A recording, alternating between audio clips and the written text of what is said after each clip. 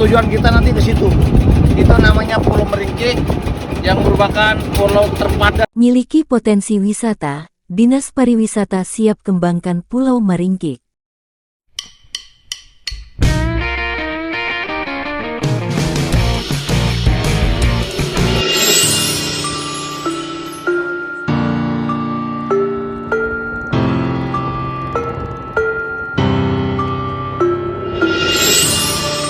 Momentum Jumat Salam yang dicanangkan oleh PJ Gubernur Provinsi NTB Haji Lalu Gita Aryadi menginstruksikan kepada seluruh OPD untuk dapat mengunjungi desa-desa di Nusa Tenggara Barat.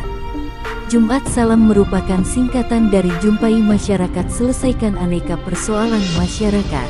Artinya OPD-OPD terkait tidak hanya bertemu masyarakat saja, akan tetapi mendengarkan persoalan di masyarakat sesuai dengan bidang masing-masing OPD.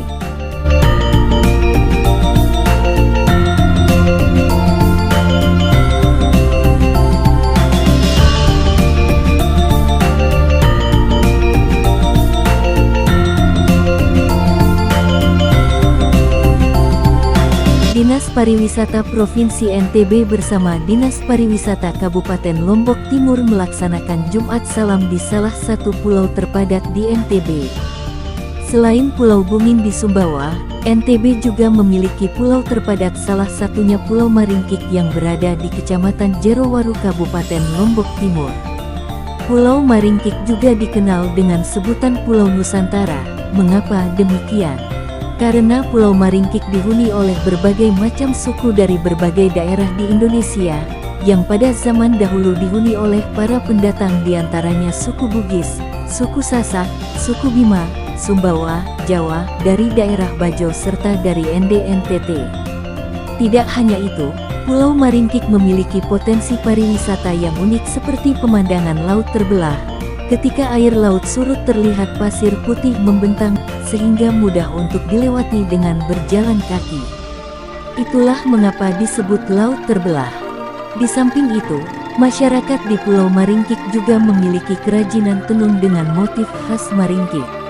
Kepala Dinas Pariwisata Provinsi NTB melalui Kabid Destinasi Chandra Aprinova, bersama Kepala Dinas Pariwisata Kabupaten Lombok Timur Widaya, dan jajaran berkesempatan bertemu secara langsung dengan masyarakat Pulau Meringkik dan melihat secara langsung hasil kerajinan berbagai potensi wisata yang dimiliki oleh Pulau Meringkik.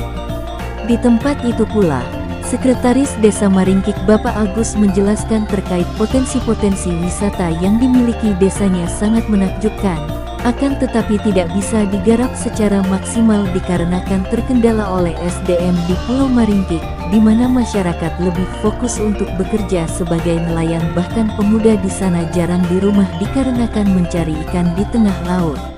Sehingga pemuda tidak punya waktu untuk mengembangkan potensi wisata Meringkik. Tantangan atau kendala-kendala kita membangun pariwisata di sini. Tapi sebelumnya tadi yang sudah dapat lihat-lihat potensinya seperti apa, pantai yang muncul di pantai Pulau Pasir sama kerajinan tenun tadi, itu potensi itu.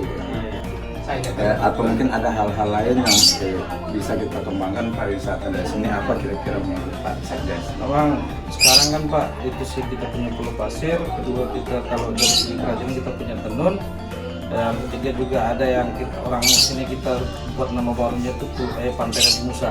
Sebenarnya kalau surut air kan nyambung Pulau Meringkik sama Pulau Kampung itu Pak.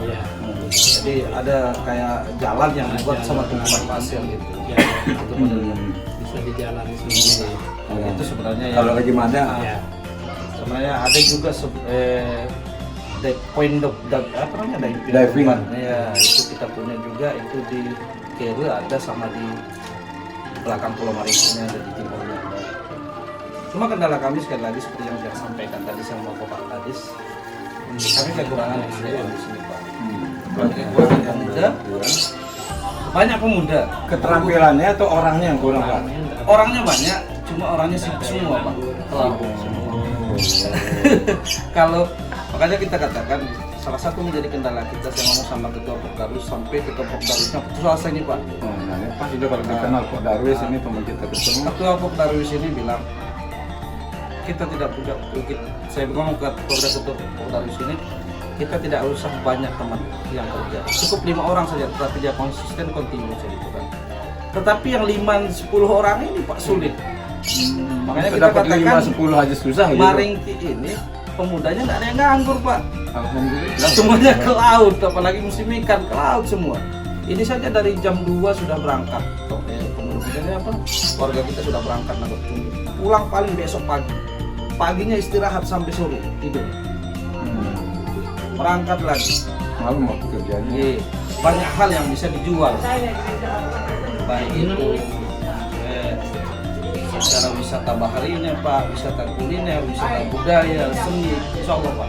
Budayanya ada ya? Insya Allah ada. Terkait dengan persoalan SDM yang dijelaskan oleh Sekdes Maringki, Kabid Destinasi kepada media merespon secara langsung akan memberikan pelatihan terkait dengan pengembangan pengelolaan desa wisata. Tadi setelah melihat lapangan, setelah melihat potensi yang ada, bahkan juga setelah berdiskusi dengan Pak Sekdes Desa Maringki, kita temukan banyak potensi yang ada di sini.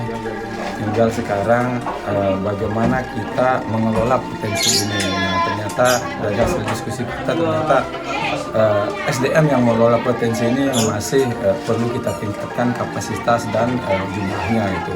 Nah, tentu nanti selain dari Dispar Lombok Timur, kita juga akan mengadakan pelatihan kapasitas, peningkatan kapasitas SDM dalam pengelolaan desa wisata misalnya, atau pengelolaan atraksi wisata. Nanti itu akan ada pelatihan-pelatihan dari provinsi.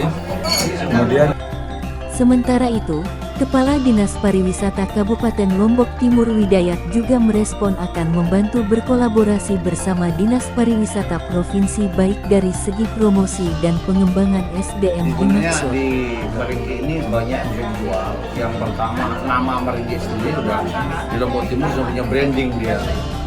Yang kedua mungkin atraksi di Maringki yang diperlukan.